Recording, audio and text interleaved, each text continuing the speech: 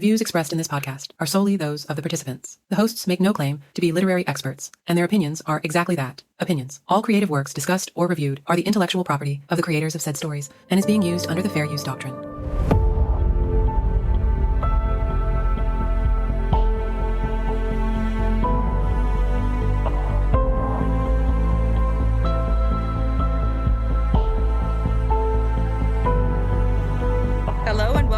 Of Swords and Soulmates, a podcast where we read, watch, and discuss romantasy stories. I'm one of your hosts, Mari, and with me I have Kelly. Hey everyone, it's Kelly. We also have Ashley. Hey guys, it's Ashley. We also have Jonathan. What's good? It's JP. The caboose is loose. Oof. And apparently caffeinated. Today, we're going to be discussing Onyx Storm by Rebecca Yarros. But first, as always, we have some news to go over, some tidbits. I tried to condense it, but there's just a lot going on. So we're going to do the best we can. It's been a while since we all talked. It feels like it. So much has hit the deck. Yeah. First thing I have is that the Fable reading app now has some limited edition merch that they have available that you can buy, and then it ships in April. There's like t-shirts and like hoodie, sweatshirt things, and like canvas totes. So those are kind of cute. They have the Fable logo on them, but they're like generic reading stuff. Like there's one going on memory. I think it's got a picture of like a 1950s illustrated looking cat reading a book, and it says "Live dangerously, read a book." I like the one that says "carrying my emotional baggage." And it's a tote. Yeah, it's a tote. It's a good tote. It's just books. It says. The designs look pretty. They're very interesting. It looks like 70s. Like even the fonts on there, the colorways using like oranges and more of those lighter blues and yellows. It almost looks like a retro kids book, like an illustrated kids book kind of vibe, right? Yeah, I think so too. But they're cute. I don't know if they're going to be doing more after this. It probably depends on how well it goes, but I thought they were neat. Next thing is Owlcrate has also been very busy. Owlcrate is doing a special edition of, like a special edition print that they do of Legends and Lattes and Bookshops and Bone Dust. It's going to be available to the general public to purchase April 24th, and it's going to be $69.99. It's got the usual Owlcrate stuff. It's like beautiful slip cover or dust covers, reversible, illustrated, and the edges it's very pretty, and it's a different bit of a different color wave than their other, like the other special edition Legends and Lattes that other companies did. So the downside of that is there's a third book coming out in that series this year. Suckers. Yeah. November 11th, Brigands and Bread Knives is coming out, which is it's a sequel. It's basically one of the main characters from the prequel book, the second book that came out, the Bookshops and Bone Dust, the bookshop owner. It's kind of her going off and doing something afterwards. So it seems like it'd be a fun little read. Of course, I'm going to read it. I like the other two. I really, really like the illustrated paperback version of these books, and I have the first two in paperback, and this third one doesn't look like it's going to be available in paperback. They're going straight to hardcovers, so we'll see. Yeah, they're killing us in all these hardcovers, man. Yeah. Well, and like consistency. If you have a series, I want to be able to buy that series in the same format. I don't think that's too much to ask for. I think somebody has to raise the bar on some of these, some of the designs.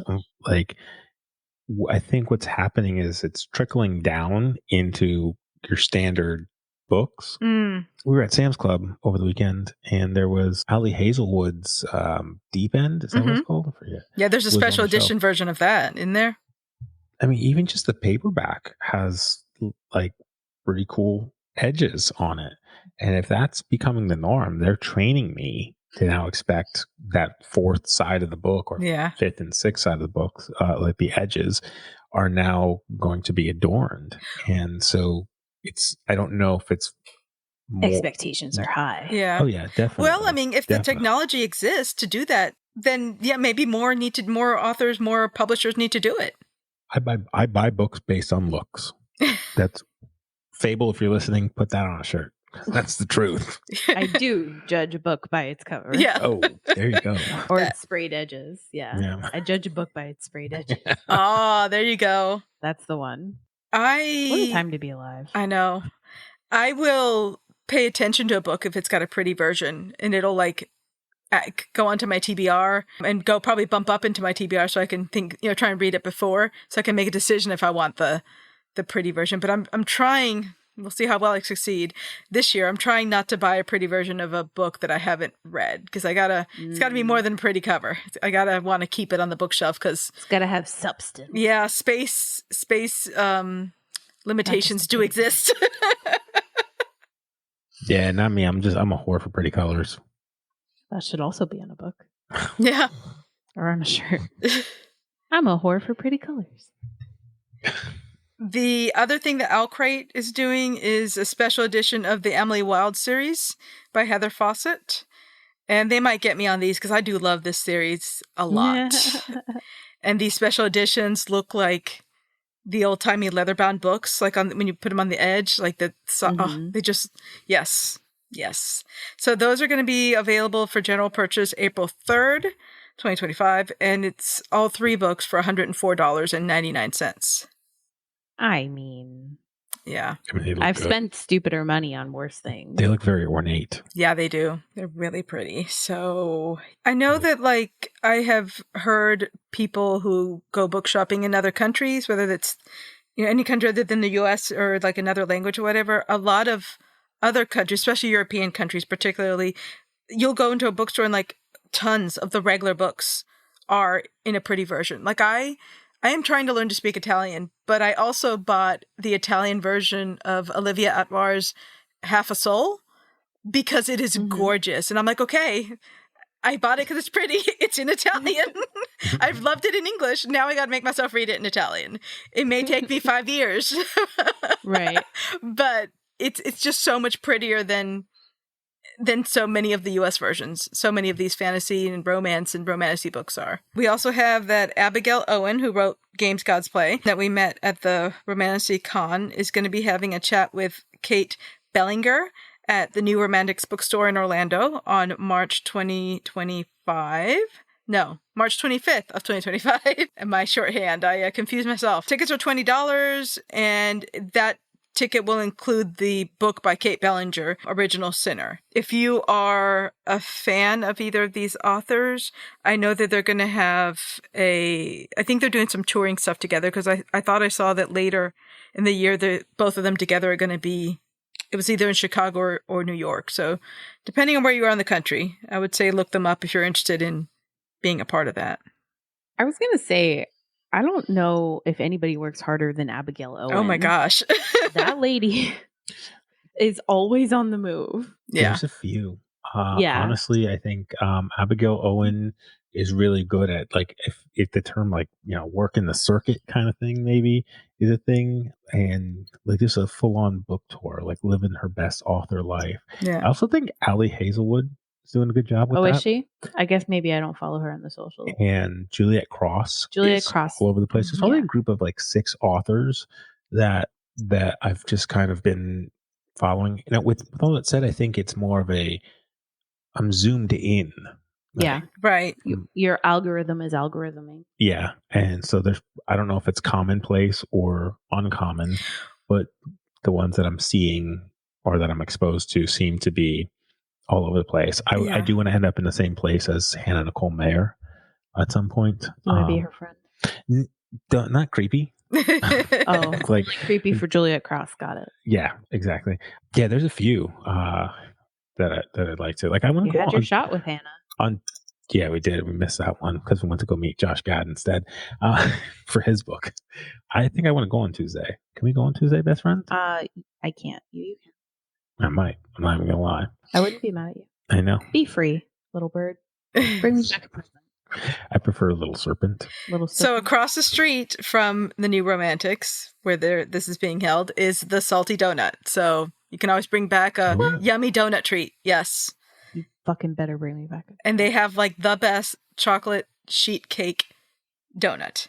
Period. End of Ooh. story. I will say, in addition to them doing all these like tours and things, though, I think they're also very prolific. Like Abigail Owen is really prolific. You know, Juliet Cross is really prolific. Another one that comes to mind that doesn't do a lot of tours and things, but is heavy on social media and stuff is Katie Roberts. Like they just write so many books. Like, you know, something's got to stick. Something's got to work for you. If you have all these books being published, you know, you're going to make it hit with somebody.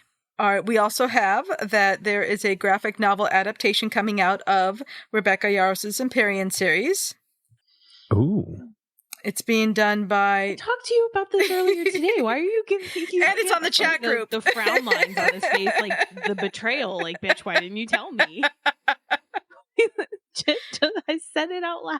And then I promptly forwarded it to the group. Yep. So it's going to be 10-speed graphic...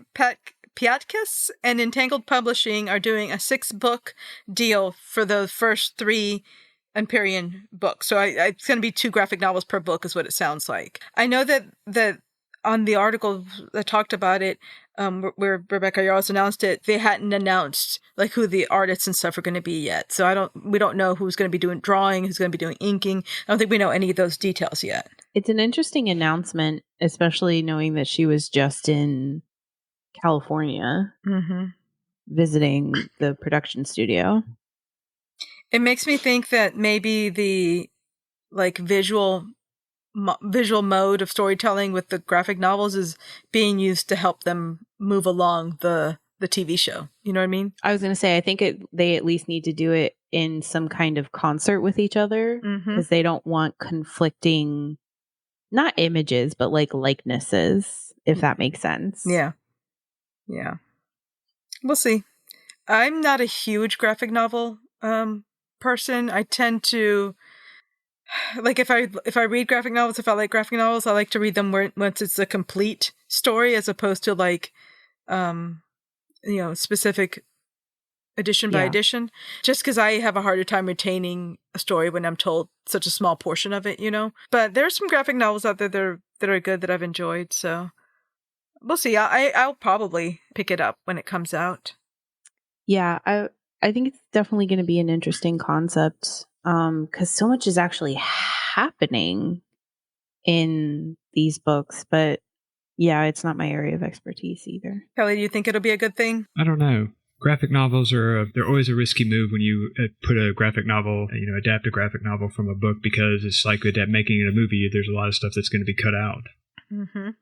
And condensed and stuff like that. Lots of movies and stuff that have been adapted into graphic novels.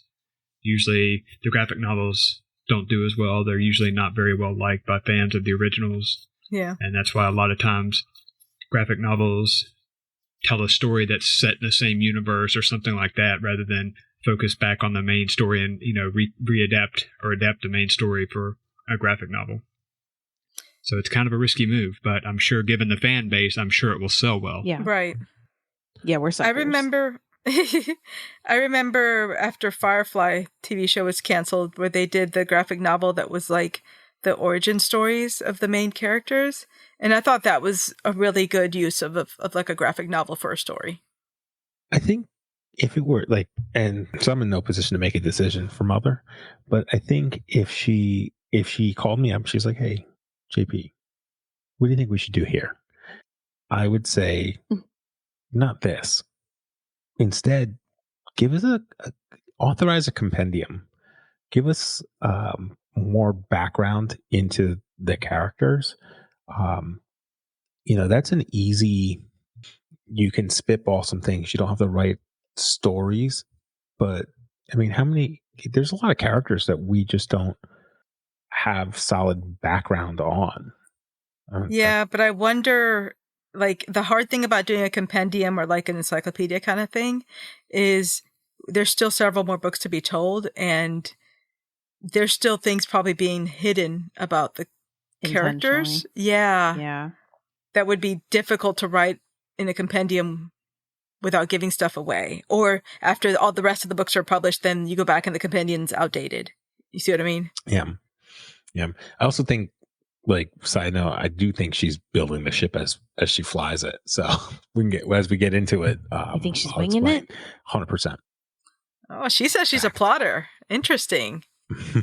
As we get into it, I'll point out some things that I noticed. I don't want to put the cart before the horse. All right, last little bit of news then. It's kind of another little combination of things. Is several romantasy authors have delayed or pushed back book releases this year because of like mental health and physical health concerns.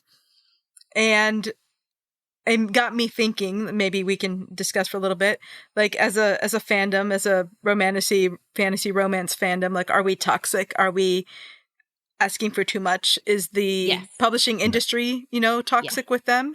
Is it like, are these authors expected to put on too many hats and do too much? Like, it's not like they could just write a book and that's it. They have to like then go out and do PR stuff and do social media and sell this stuff. Let me tell you what got me thinking about it, and then we can go back to the question. So, Rebecca Yarros, she has already said that book 4 is not going to be coming like soon. We know that, she's going to take a bigger break between them because she wrote those first 3 books so fast that it was just too much for her. I was reading somewhere that said it was like a 2027 potential release date, but then when I tried to verify that, everything she said was that she wouldn't give a release date. And I think she wasn't even expected to start writing the 4th book until after this summer. So it's going to be a bit. And then, of course, Sarah J. Maas has nothing coming like up through 2026. There's nothing new being released for her. A.K. Caggiano, who we just read the Villains of Virtue series, she had to reshuffle some of her 2025 releases due to, like, on her, quote, a little mental breakdown at the end of 2024 is how she worded it. Sarah A. Parker, who wrote When the Moon Hatched, has pushed back the release of the sequel to that, The Ballad of Falling Dragons. Instead of being October of this year, it's going to be released February of next year. So what do we think? I don't think we're toxic. I think a lot of it, it could be the publishing industry itself is toxic. Not that we're, I don't think it's us that's toxic. It's the fandom. It's very much like a pop culture kind of response. And so I don't think this is just a Rebecca problem. I think the toxicity, and and it feels like a very intense word, so I see why you're reluctant to use it. But we heard it at the panels when we went to Romantasy Con last fall, where there's this overwhelming expectation for writers to just force feed out these books. And part of that is so that they can afford their own lifestyles, right? But someone like Abigail Owen, Juliet Cross, while now are bigger-ish names, a year or two, and I think a lot of what they're doing is their own promotions on top of that. So they're writing, they're editing. There's a lot of things at play with this. It's not just the fans, it's not just the publishing, it's a combination of both. The publishing industry has been in a slump for a long time and was dying. Bookstores were dying. COVID gave them a pause because everyone started reading again. Now, bookstores didn't really benefit so much from that as much as the publishing industry did, but who really benefited were those independent authors that were just pushing out the self-publishing books because so many people were just staying home and just reading everything. So self-publishing on Kindle, which was already taking off, just kind of accelerated during COVID. So now you have this rise of a new genre, essentially, which it's not new, but you essentially have this rise of this genre all of a sudden that's just selling like hotcakes. So you have publishers desperate to make money while they can and try and grow this genre. So they're putting pressure on these authors to churn out books, right? And the authors obviously want to make money, but I think the publishing industry is taking advantage of a lot of these authors because these authors had self-published before. So they really didn't make much money at all, and these publishers went to them and offered them a much better deal than if they continued to self-publish, but still probably not as a good deal as an author would have gotten, especially an author that's selling as well as Sarah J. Maas, probably would have gotten before COVID, or even in the early 2000s. So it's a combination of that, and then you have a fan base that anytime something is really popular, there's always going to be a rabid fan base. So it's a combination of all of these things. The publishers trying to grow what they have, trying to make money, trying to push the authors and take advantage of them. Authors wanting to sell books because authors obviously want their books to sell. They want people to read them. And so they're going to try and put out as many books as they can while they can. So you have the authors doing everything they can and pushing themselves. And then the fans just kind of antagonizing the whole process So it's like a nice little closed negative feedback loop where everything is feeding on itself, making it worse for everyone. Every time I get a chance to do any sort of like posts on these people's social media, not that I believe that I'm actually talking to very many or any of them, but any authors or whatever, they go through that stuff. I always post on their feed or whatever when they say stuff like that like they need to take care of themselves, and whenever they release whatever they're going to release, we'll read it. The people who want to read their stuff will read it whenever they publish it. Like, it's not like if it doesn't get published this year, it goes bad and has to be thrown away. You know what I mean? Like, you write it, we'll read it.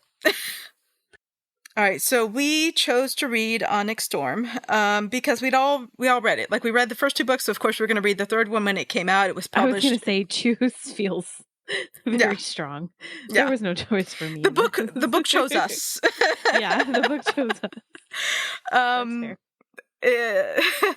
If only there were dragons choosing us. I'm just saying. Yeah, published January 21st, 2025. We're going to be talking spoilers for like all the Empyrean series books. It's just going to be contain ourselves. yeah. So yes, if you've not read, I don't know why you would have read the third book and not the first two, but if that's the case, FYI, go back and read the first two because it'll all make more sense. Our strong opinion. Right. Okay, so let me read the synopsis and then we'll get into it. After nearly 18 months at Basgiath War College, Violet Soaringale knows there's no more time for lessons, no more time for uncertainty, because the battle has truly begun, and with enemies closing in from outside their walls and within their ranks, it's impossible to know who to trust. Now Violet must journey beyond the failing Arician wards to seek allies from unfamiliar lands to stand with Navarre. The trip will test every bit of her wit, luck, and strength, but she will do anything to save what she loves, her dragons, her family, her home, and him, even if it means keeping a secret so big it could destroy everything. They need an army, they need power, they need magic, and they need the one thing only Violet can find, the truth. But a storm is coming, and not everyone can survive its wrath. I just got chills. That's so dumb. It's just a book, Ashley. Like, calm down. It's your emotional baggage.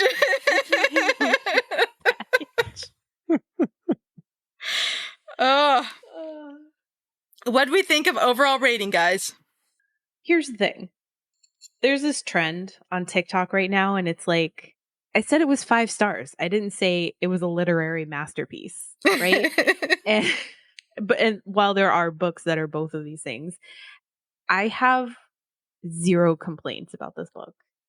I'm going to read it again. I don't even need to rate it a 4 to know down the line that, you know, my top tier level is that I'm going to read it. We're going to read all 3 of these books again, because by the time the 4th one comes out, right, we're all going to need a refresher. Yeah. Yeah, there we go.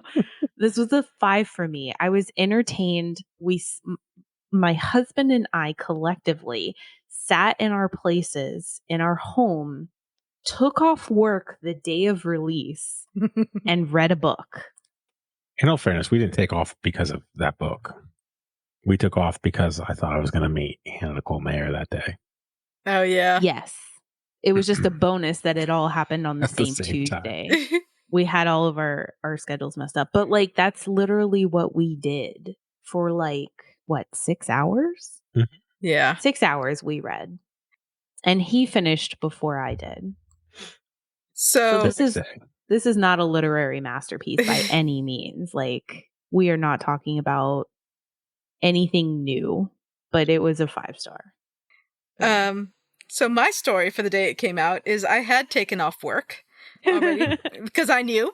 And then the Summer Reading Club, Summer Reading Creations Club, Summer Rebecca, who've been on this podcast, were like, hey, let's all get together and like have a sleepover / read over and just get together and read it. So we were going to get together. I had food ordered, cupcakes. I bought decorations. It was all going to be here. We have our air mattresses. We're just going to read. Just sit together and read. And then there was a southern storm. Oh, no. And everything, the roads were closed and their kids' schools were closed. So they had to stay home. So we all had to read it home alone. So I read it that first day too. Kelly was working But yeah, I got it. I read it. It was good, which is why, because I read it so fast, is why I had to reread it for today's podcast. Because there were things I missed for sure. But yeah, for me, same. It was a 5-star. It was a fun time. It made me feel things. I laughed. I was sad. I was surprised at the twists. It made me think, and I'm going to read the next one. So I don't know what else anyone would want out of a book of this genre and a book of this, fun fantasy story. Well, Yeah. fun being a relative word. A fun ride overall. Let me put it that way. It's 5 stars for me. It's going to get the 5-star treatment, I think, from me as well. But with the same thing that it was not a masterpiece. She's clearly building the ship as she flies it. This is an appeasement book. It's not a book. It's filler. It's fluff. It's world building. It's Fluff. How dare you? Oh, it's fluff. It's big fluff. It's absolutely not fluff. Much. If we turn the volume Let up, him have his opinion. if we turn the volume up on the podcast and she hears it as we drive by her house, we can impact the story. I fully believe that. But it's also validating because like for a year, I've been saying if it's in print, it's in play. And she proved it. She basically just backed it all up and walked everything she had publicly spoken about back. I shouldn't say everything, but a lot of things Everything is extreme. a lot of things that she told her fan base that she was ruling out, like she walked it back in the book. So it was validating to see, like, if it's been printed in a book, it's actively in play and stands as a theory to explore. Yeah, so 5 stars, but again, it's keeping me quiet for, I don't know if it'll keep me quiet for 2 years, but it'll keep me quiet for 6 months. All right, Kelly, what do you think? So I gave this book a 3.5. I think it advanced the plot a lot more. It set up things a lot more. So this is, you're right. It's basically doing some additional world building, doing some piece moving on the board so that we can get closer to whatever the end goal is for the story arc. So I enjoyed that a little bit more. There was still a lot of the same crap that just annoys me with these books, which is if 2 people would just sit down and fucking talk to each other, honestly, then this book would have been 4 chapters. They're just babies. Yeah. The whole series could have been 1 if Violet would have just been a scribe. You know what? Right. Jump down. Yeah. So Kelly, I appreciate that we have some plot development, we have world building, we have pieces being moved around, but it just still, to me, it did not grab me. It didn't get me as interested in this world. Honestly, I'm really only reading the Empyrean series because of the podcast. I wouldn't have read the second one or the third one. You know what they say? Happy podcast, happy life. You know what I would add, Kelly, to what you said as far as like if the two people would just get together and have a conversation or whatever, I would expand that and I would say like add the dragons as people, because there's so many times where I'm just like, the dragons have known this stuff and they could have prevented so much if they would just talk to their writers. Not even everybody, just their writers. Said, hey, here's the deal on the other 7th group of dragons, and here's the deal on what the dragons really think about what's going on, and here's the... All of this would have been solved. All of this. Yeah. Yeah, I agree. But, I wonder how much of that is Rebecca Yarros' background in writing as a romance author. And I wouldn't say I'm a huge aficionado of romance books. I don't know like the big staple people in the romance genres, but I do know that in the romance books I've read, the miscommunication trope is huge in the romance genre. Like, there are entire stories that wouldn't happen if the miscommunication trope didn't exist. Not like in the midst of a war. A propaganda war, no less. Like, yeah. So, not agreed that if there were better communication, and I think Xaden said something to this effect though, and forgive me because I don't remember which book at all, but he was like, I'm never going to be able to tell you 100%. Like we're in war, right? So there are always going to be some level of secrets. And so I think that's where we are with the dragons. What pisses me off about the dragons is that this is the Empyrean series, and I am still lacking information about the Empyrean. I don't mind them keeping it from the humans in the book, but outside of the book, we need answers. But we're going to put that aside for right now. To be determined. We're going to pick on that one later. But I mean, I can understand the dragons not divulging their secrets to these, inferior, complicated, emotion-run humans. I think there's depth to Coda, Melgren's dragon. I think Coda's going to surprise us all. I don't know when. I hope so. But I think that motherfucker is going to come back and surprise us all. I haven't made a decision about Melgren just because we haven't really been exposed to him too much. But I mean, so yeah, there's going to be secrecy, especially in a 5-book series. It's going to be drawn out. I think the next book is going to be heart-wrenching. I'm not emotionally ready for that.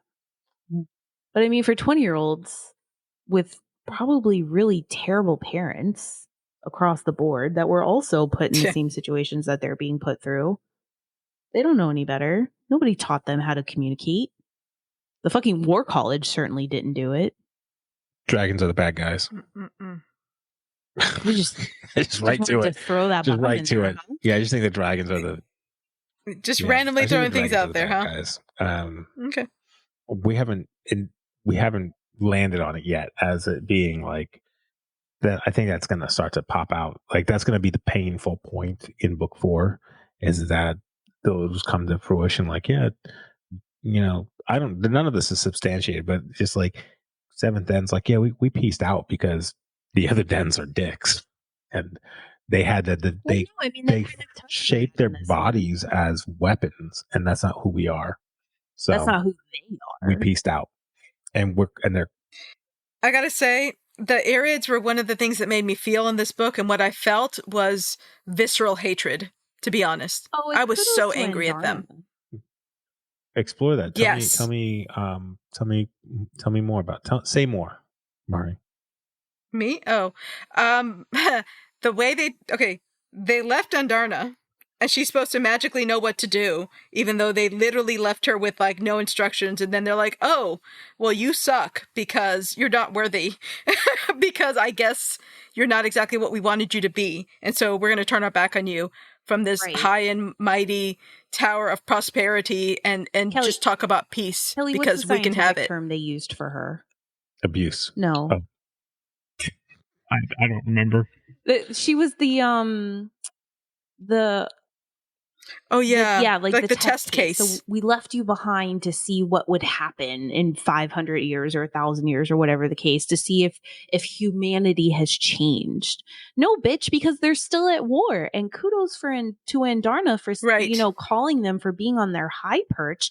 It's easy to live in this mind space of peace when it's all you've ever known. And that goes without saying that we don't know what happened in the original stories, right? And I forget how much time is left. Was it like 500 years? Is that what it was? From what? From when the Irids left. From when they were there the first time. For when the original 6. It was several hundred. Mother does not do a great job of time management. Well, and I think that's part of the propaganda war. So maybe that's something to explore later. But I thought Andarna, for being a child... literally a child, she's only a few years old, was very intuitive and empathetic to how she had evolved to be what she and her rider needed, and how she emulated the people and the dragons that were around her so that she could keep her family safe. She might have been the test piece that was left behind, but I think there's something to be said for how she's developing into her own as being the only one of her kind on the continent. So I thought that was really, really well done. And I think we needed to hate the Irids a little bit, right? So that we could see Andarna's development, especially for the quote betrayal that was to come later. who betrayed who, though. Yeah. I think that's to be seen. Yeah, I think maybe it's possible that for me, I think it's possible that the dragons, the other dens, betrayed the seventh den, and somehow that message was lost. They were like, "We're going to leave her here as peace, a reminder of what we are." Yeah, like I'm sure that what we're hearing is like the whole his story, her story, and the truth. Like we're hearing sides and bits and pieces, and I'm sure the truth is somewhere out in left field that we may get by the end of the books, or may have have to piece together. So, all right, what do we think about fantasy rating, Ash? That hurt my brain. Sorry, I couldn't even tell you why it's hurting my brain. I think I'm just trying to like separate all of the books in my head. I think from a fantasy perspective, without dabbling too deep into the world building side, because that's its own category, it was a 4 for me. I think we saw different magic.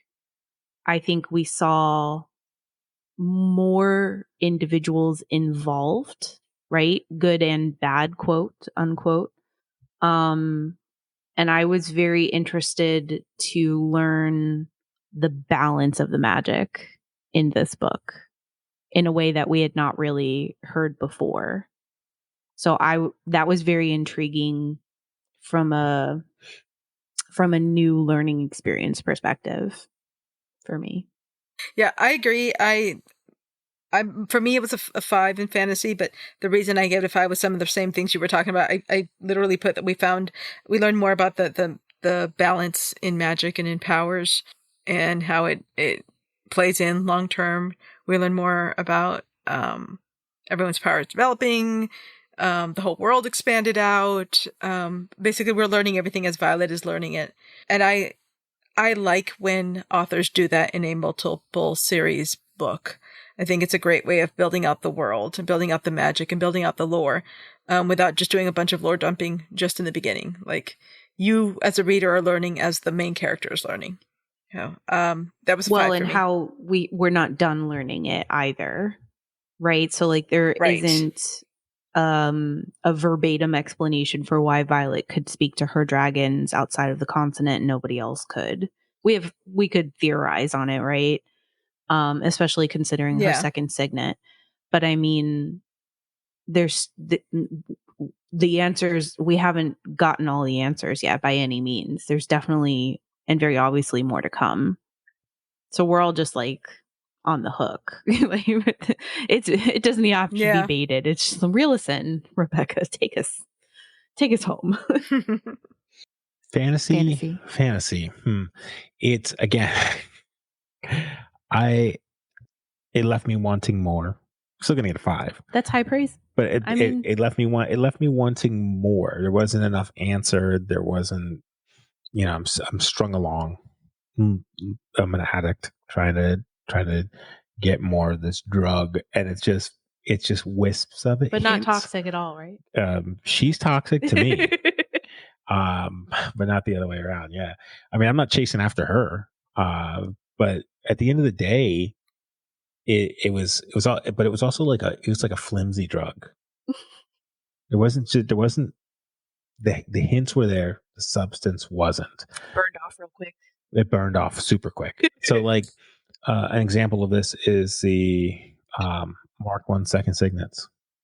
What amounted to what was presented as being a printing error was then all of a sudden part of the story. Now I never once ruled it out. If it's in print, it's in play. But that's one of the things that was like, oh, it wasn't an aha or an I gotcha or an I told you so moment. It just felt like a convenient fix. And it gave me a fix. Like a brilliant mistake. Yeah, it was a brilliant. Yeah, exactly. It was a happy accident. A happy tree. Yeah. Yeah, one of those things. And or even just like so, and this is the unique thing about authors compared to other artists, is that if I want to influence Taylor Swift, it's not going to happen. My voice isn't loud enough. Our voice isn't loud enough. But for some reason, for an author, if we pick on a topic and we kind of twist the screws a little bit, they're going to reply. They're going to respond. So somebody like Rebecca, who has 1.4 million or 1.2 million followers on Instagram, for her to be impacted by everybody saying, "Hey, what's up with why was Liam wielding ice?" Or man, you know what I'd really like to know after 2 books? Violet's dad's name. All of a sudden we're getting those things, and we're still leaving doors open. So fantasy, I'm getting that medium fix, a flimsy fix that's dragging me along. I don't dislike it. It's just, it's not as, I don't even know if there's a word, substantive, maybe I want to say substantial. I don't know. Substantial. I need more meat, mother. Feed me. Kelly, what'd you think? I like how you went, I didn't hate it. It just wasn't substantial, but still a 5. Yeah. Thank you. I appreciate that. He worked hard on it. I gave the fantasy a 3 because I think we had some interesting expansion of the world, some introduction of some new stuff, but a lot of it was very one-dimensional. The Irids were very one-dimensional. Some of the people we encountered on the islands were very one-dimensional, made to just be one-dimensional enemies. So I think it's an improvement from where we started in the first book as far as the fantasy setting, because it feels more fleshed out. It feels more like a specific fantasy setting rather than something that's just kind of a mishmash of Pern. So overall, I think it was a 3. I think it's an improvement from the other books, but still not, in my opinion, a 5. Your standards are high, sir. You've done more reading than the rest of us. I'm entertained. He likes a good wine, he likes to, when he uncorks it, he has to have a good bouquet. Forgive me. I was not judging. I was merely letting our listeners know that, my ratings are on entertainment, right? Are we coming back for more? Yes. Sign me up. We were in line. We were in line for this book. When have you ever stood in line? I don't stand in lines. No. Yeah. Jonathan's standards are low. What's this? Yeah. How fast can Amazon deliver this to us? You know what I mean? We stood in line for a special edition, for the possibility of this special edition of this book at Target, a store he hates and has written off of the books of our household. Let me just say this. I'm a trendsetter. We wrote off Target and banned Target from our household way before all these other bandwagon jumpers did. Yes. I feel like I triggered that movement. Probably. No, but good job, Kelly. Good job, Kelly. I love this for you. I love that it's just a basic standard for you. A 3, I feel like is high praise for the caliber of reading that we're doing.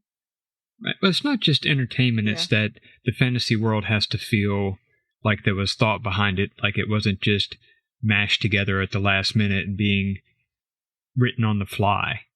I appreciate it when a fantasy setting feels like it's well developed. To me, Harry Potter is actually not a great fantasy setting because there's so many things in the world, in that fantasy world, that make absolutely no sense, that contradict itself, and things like that. And that's a perfect example of an author adding stuff on the fly. We've never heard of the tale of the 3 brothers until it was important in the last book. Things like that. Things only got learned about when it was important. So it was kind of, or convenient. That's an author throwing things together at the last minute, which is fine. That worked for Harry Potter, I guess. But as far as the quality of the fantasy world, it just wasn't very good. So, Jonathan, do you think that the whole Liam thing, that she retconned that? What is that she basically people are like, oh, here's an error, here's an error, and then so afterwards she went back and wrote it into the storyline. Yeah, retcon is retroactive. Is that what you think continuity change? Yeah, absolutely. I think it's retroactive continuity change, but also peer pressure's a bitch. What do we think about the romance? What are we rating the romance? I wasn't ready. I couldn't tell you why I wasn't Yeah. ready. I thought there was a lot of growth. Again, for their age, for their situation, for their fucked up upbringings, I think they did a lot for themselves in a very short amount of time. Even though we're talking about book number 3, not a ton of time has lapsed. So I was a fan. I thought, we got a little bit more out of it. I thought we saw growth with them independently as well as a couple. So it was a 4 for me. Yeah, it was a 5 for me for some of the same reasons why you gave it a 4. I think that they are learning to communicate. They're learning to grow together. They're learning to argue and disagree without it being a relationship breaker. Right. Like at one point, Xaden says, we're beyond the breakup stage.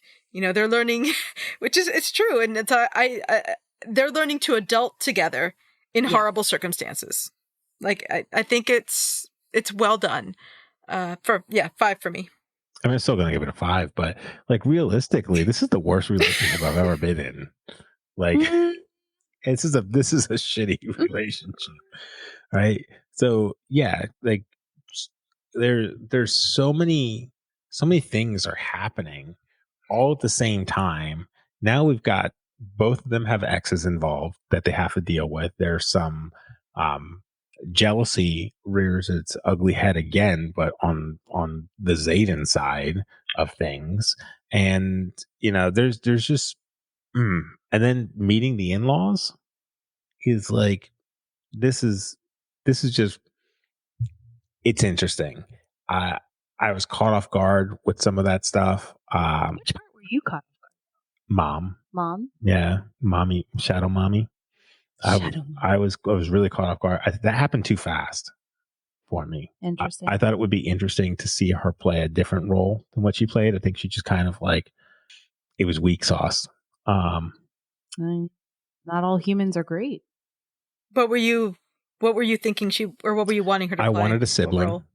I wanted her to find love and have a relationship with where she grew, where she had a family, but I wanted his mother to be part of the adversary, but part of the solution. At solution same time. That was Ashley's foot on a chair. It was not her.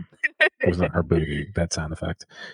Turned on the mic. I wanted her to be like part of the Flyers. Like something in that area, Romish in nature. Drama. I wanted more drama, but I wanted her to be. She was a regular person. Yeah, and I wanted the sibling. It let me down. I wanted her. Well, she was a dick, and I wanted. She was a dick. I wanted the sibling to play a better part. I'm glad that they were leveraged. Don't get me wrong. Like, I'm glad that they were like, yeah. But I'm also disappointed. Like, who didn't see the cake coming? I saw the cake coming. I'm no dumbass. I'm not putting this thing in my mouth first. You crazy. You didn't see the cake coming. Yeah. I should, like, that bugged the fuck out of me. I'm like, I did not see the cake coming. I was not looking for the cake. Man, don't shit. I was focused on what a crappy mother he had who would feed her child chocolate cake on his birthday and then peace out for the rest of his life. Coming, but like kudos to Violet for that. I did see the poison cake coming. Here's the thing: if Violet hasn't learned since day one not day one, was it? Day one. Violet's been poisoning food since book 1. There's been so Violet poisoned food, then Violet got poisoned by drink in book 2, and now here we are in book 3, and we're still using food. Yeah, just maybe you need a taster. I think the relationship is it grows, but boy, does it take a fucking turn. Shitty decisions are on the horizon. Kelly, what do you think of romance? I gave the romance a 3 because while it did seem like they had matured in some aspects of their romance, again, we have 2 books where they kept secrets from each other and should have learned that they shouldn't keep secrets from each other, and we're still keeping secrets from each other. So What kind of romance is that? A baby one. They're just babies. They're just a baby. Spice. What do we think about the spice? I thought we had some spice in this book. Yeah. I was not mad at the spice at all. Yeah, it was a 5. I have 0 complaints about the spice. We got to break some tables. We had more trust in each other in this book. They were willing to give shit up for each other. Yeah, there was jealousy, which isn't healthy, but it's nice. It was a 5 for me. It was appropriate spice.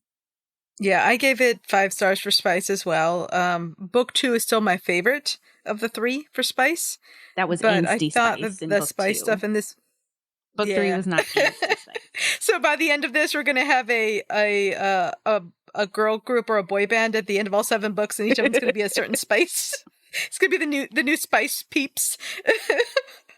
For me, it was well done because of some of the things they had to work through, and I felt like the spicy scenes and the sex scenes were put in there in a way that it didn't feel like, oh, it's time for a sex scene. It felt like they were actually using it to, like Rebecca Yarros was actually using it to emotionally ramp up the story and what's going on and getting them to feel more and remember what's at stake. So yeah, for me, it was well done. It's a 5. I'm still going to give it a 5. But, so there was, it scored a 67% on the calculator. Oh, that's pretty high. That's pretty high. Some of that was she got busy quickly. Right?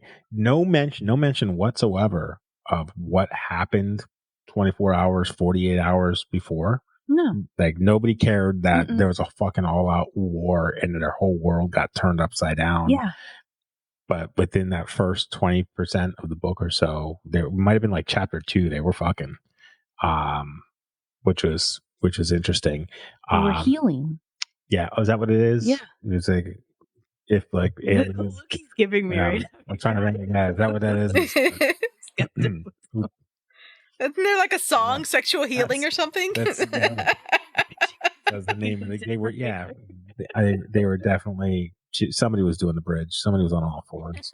Yeah, there was more thought of, so it felt like in books 1 and 2 that sexy time was basically a filler. Like if you were going to redact books 1 and 2, all you had to know was where the spice happens, and you can just block out that whole chapter. It still feels like that, but there's more of it.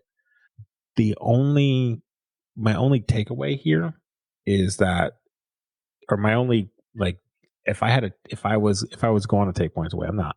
If I was going to take points away, it would be it's stated early on in the book that title trumps rank, but they had to wait till they got on the road till he was like, "You mean I'm not a professor today?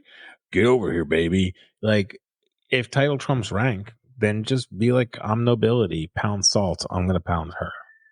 Like, figure that one out a little sooner, kind of thing. But other than that, it's above average spice. So do we think it's a kissing book? Yes. Yeah. Absolutely. I don't know. Well, shit your face. I'm gonna give it a 5, but I don't know. I'm gonna give it a 5, but I don't know. Here's why I don't know. There's no memory at the end of the book. I mean, like, yeah, there is. There's plenty of memory. Just because that one event, was taken out for now or whatever, doesn't mean that everything else didn't happen and everything else leading up to it didn't happen. And if Violet didn't love Xaden the way she loves him, she wouldn't have defended him from everybody. He would have just been destroyed as a Venin, or he would have been found out as a Venin and then had to leave. Like, it would be a totally different book, or he would have been killed early on. He would have been treated like anybody else who turns Venin.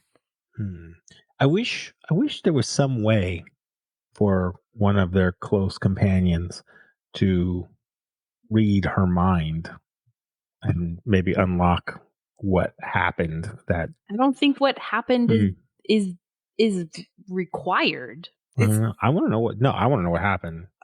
I don't think what happened is there. I think Imogen wiped it. I don't think Dane can read I it. want to know what happened. Oh yeah, can you even read something that's been wiped out, erased? I don't know. All I know is that. Married. All I know is that. Why do you want to know what happened? They got married. I want. We don't know that. We have hints. Wisps. No, we have a certificate. We have a certificate signed by the ladies from the temple. Oh yeah, that's right. There's your proof. Yeah. Yeah. How many times during the book did you feel like she was hinting at Liam being alive? Not many, to be honest. I don't think Liam is alive. I really don't. So when you said not many, that meant I think a lot of people want Liam to be alive. I didn't. Now I wasn't particularly looking for it because I'm not I think he was a great character, and I think that we liked him and he was honorable, and that the final it's been my honor is a knife twisted in the heart, and I don't think that you can build on that emotional perfection. I think coming back is just not going to do anything. So I'm going to agree with you there, and I want to circle back on something that you said earlier about not really knowing too much of Rebecca's romance writing style. Here's the thing. Rebecca will kill a bitch. Rebecca will kill a main character. And in fact, spoiler for one book, she will kill a kid. So I'm just going to put that out. She's going to rip our hearts out. Okay. This is not. And she said multiple times, it's 100%. War and no one is safe. So the comeback to that is that she killed Liam with intention. She did not feel that this character could develop any further. But to Jonathan's point, because here's I can see the eyes he's making at me. You guys can't see it. Because I know something you don't know. There's no body. We are getting conflicting stories of what happened to Liam after his quote death. Rebecca is on record, if I'm not mistaken, and it's very possible that I am, but she is on record to say Liam died. Do you know who else died? Hold on. Jack frickin' Barlow. Brennan. Her dad. Violet's almost died. Her dad's probably dead. Mira's almost died. We'll see. Any other theories we want to talk about before we wrap it up? What the fuck was with her with the not you saw somebody with silver hair and you didn't ask more questions? Yeah, I would have made time for that. Well, she was fighting for her life at that point. When they were traveling, let's make some time for this. Tell me more. Yeah, let's just get some tea. Are we ready to wrap up the book? Talk about this particular book. So March is Women's History Month, and most of our romantasy authors are women, so we don't necessarily need to highlight women in particular in the romantasy genre. But I did want to highlight a book I read recently, and if anyone wants to bring out anything else in women's history or something else to recommend, but I recently read the book The Lady from the Black Lagoon by Mallory O'Meara, and it's a story of it's a nonfiction book. It's the story of Millicent Patrick, who was one of Disney's first female animators, and she's the only woman to create one of the Universal monster, Hollywood's classic monsters. She designed the Gill Man, the creature from the Black Lagoon. That would have been a woman. It's a really good read. Nice. Yeah, it was a fun read. It was well done. It was well written, and it was an interesting story to find out about it, and I would recommend that. Any other women's history stuff anybody wants to bring up? I got nothing. Okay, so thanks for listening to Of Swords and Soulmates. Before we go, make sure to check out the show notes, rate and review us, and subscribe to us on your podcast app of choice. It helps others to find us. Follow us on Instagram at Of Swords and Soulmates, or join us on our Facebook page at Of Swords and Soulmates. Check us out on our website, ofswordsandsoulmates.com, or on YouTube, TikTok, and Pinterest with the same username. If you'd like to offer a suggestion for a future episode or reach out to us, give us your opinion, please feel free to do so. We welcome it. If you want to read along with us as we prep for a new episode, follow us on Goodreads at Of Swords and Soulmates, or for chapter-by-chapter interaction on the Fable app at the Of Swords and Soulmates book club on there. We also have a Tome account. Just search for Of Swords and Soulmates and we're on there. You can follow us and interact with us there. And last but not least, what I'm very excited about, I've been waiting for. We hope you'll join us in 2 weeks for our next episode, where we will be discussing Throne of Glass by Sarah J. Maas. Ooh, I'm excited.